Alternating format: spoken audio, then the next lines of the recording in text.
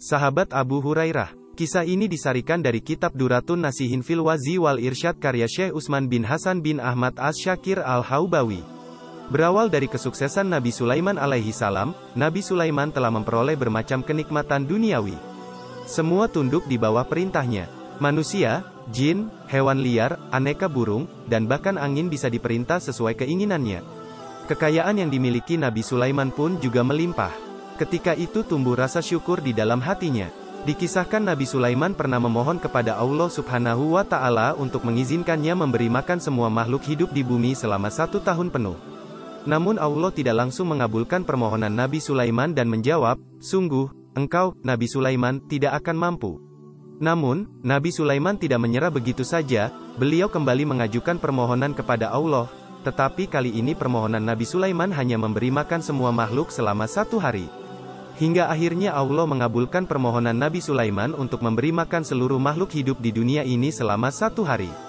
Setelah itu, mulailah Nabi Sulaiman memerintahkan para pasukannya, mulai dari manusia, hewan-hewan hingga jin untuk memberitahu kepada seluruh makhluk hidup di bumi untuk menghadiri undangan jamuan Nabi Sulaiman.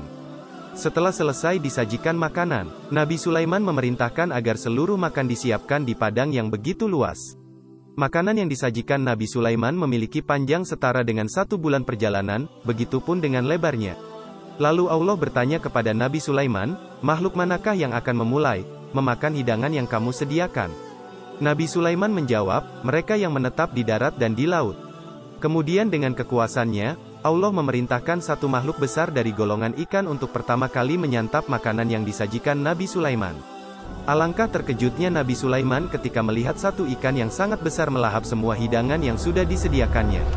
Ikan itu kemudian berkata, "Hai Sulaiman, kenyangkanlah perutku, kini aku masih merasa lapar." Seketika itu juga Nabi Sulaiman sadar akan kelemahannya dan bersujud memohon ampun kepada Allah. Nabi Sulaiman sadar bahwa kekayaan yang melimpah ruah tidak mampu memuaskan makan dari semua makhluk seperti yang dipikirkannya.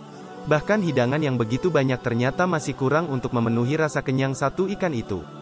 Lalu berkata Nabi Sulaiman, "Maha suci Allah yang telah menjamin rezeki setiap makhluknya," seperti dalam Al-Quran Surat Hud ayat 6, firman Allah Subhanahu wa Ta'ala, "Dan tidak ada satu binatang melata pun di bumi, melainkan Allah lah yang memberi rezekinya, dan Dia mengetahui tempat berdiam binatang itu dan tempat penyimpanannya, semuanya tertulis dalam kitab yang nyata, Lauh Mahfuz."